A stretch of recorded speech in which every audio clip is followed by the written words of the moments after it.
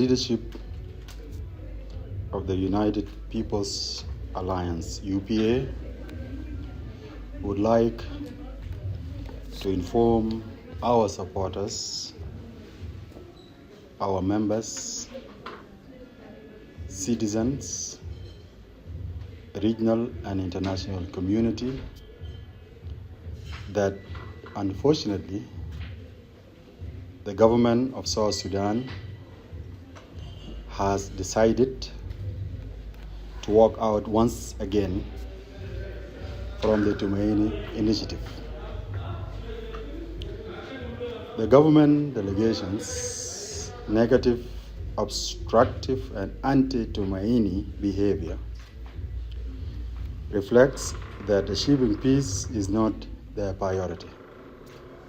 They don't care whether there is peace in the country or not. They don't care whether our citizens have food on the table. They don't care whether our civil servants get their salaries. It has been now 14 months without salary. This is not their priority, we know that. It also demonstrates their aloofness to the suffering of our people and their inability to comprehend what is needed in order to rescue the country from imminent collapse and total disintegration. Nevertheless, UPA is committed now more than ever to bring sustainable peace, rule of law, and democracy. If the government was serious and committed on this round of the talk, negotiations would have proceeded, peace would have been achieved. We thank His Excellency Dr. William Ruto, President of the Republic of Kenya. We thank General Lazarus Somboyo, the Chief Mediator, and his team. We thank IGAD and the community of San Egidio for their unwavering commitment to realizing peace in South Sudan. We also thank the media personnel who have been with us for almost 10 months, waiting outside to hear and take the message home. We really thank you for your hard work, and we appreciate that. That is your national duty. We also encourage the people of South Sudan to remain resilient and hopeful during this difficult time. This will pass. Peace will prevail. Our country, South Sudan, will be one day a country that all of us will be proud of. A country with prosperity, justice, equality, and freedom for all. There are two things that we could have achieved from the Tumaini initiative. Number one, the reason the salaries are not paid is not because South Sudan is a poor country. That's not true. Our country probably is one of the richest countries in the region. But our resources are mismanaged. For instance, if you talk about revenue, there are countries here in the region and even in Africa and all the world depend on the revenue. If our revenue are collected properly and managed, for example, when we had a foreigner managing the revenue authority as a leader, that person within a very short time has collected enough amount of money that was able to pay for all the salaries and all the government expenses. He was removed. Then has been replaced by many people. From there, the resources have gone down. So this is not the fact that we don't have money. No, we do. That is number one. And people of South Sudan has to make sure and fight for their right to make sure that these resources are managed. Second, the other way also would have paid the salary. Under Tumaini initiative, we have what we agree with one of European countries that I will not mention the name now, that it will organize a donor conference, similar to one that was organized during the days of CPA.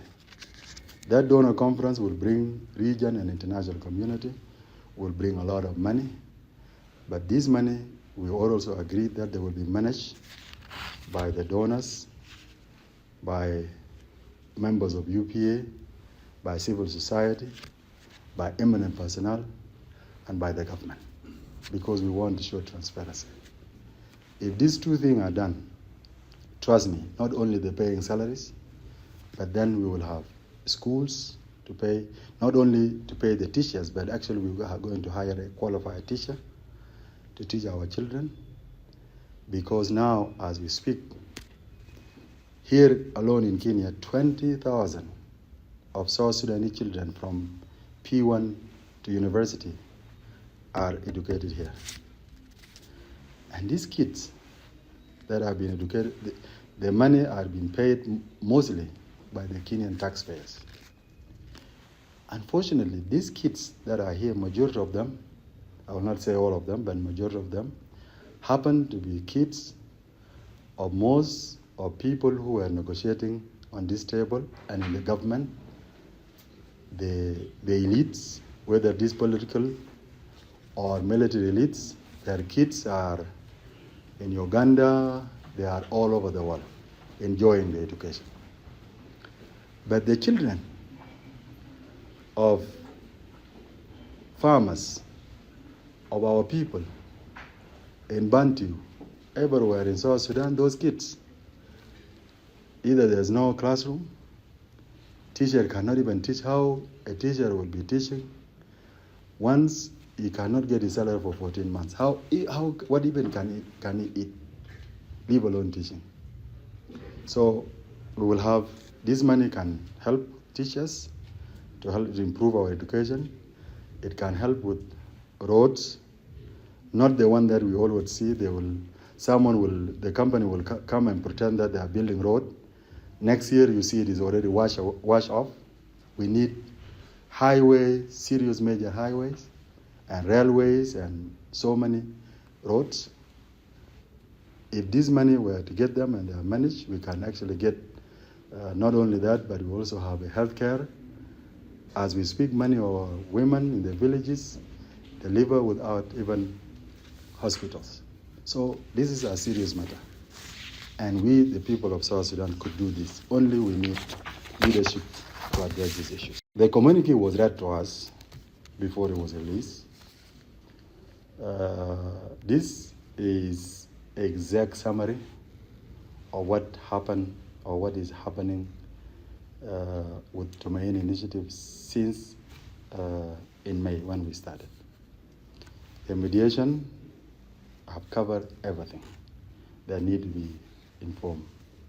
In my view, as someone who has been part of this process from day one, this communique has covered all the details that needed. It is a document that is representing the facts. It is showing in all details really what has been facing the process and what we have achieved. What is more important in that document, it has also indicated what we have. This round, the biggest thing we have achieved, and this is what I shared yesterday, it is the fact that the government delegation and UPA and also the stakeholders, we will finally agree as South Sudanese that the root causes of the conflict in our country are mainly two: strategic leadership failure and power struggle. And we even went to have subtitles as how this thing is affecting us. And in UPA, we believe, and this is where we are not going to commit to any agreement that does not address the root cause of conflict. So this is a good step. Also, we have agreed on the agenda of the talks. And this is also make it easy that we are discussing issues, not the sad issues. Thank you very much.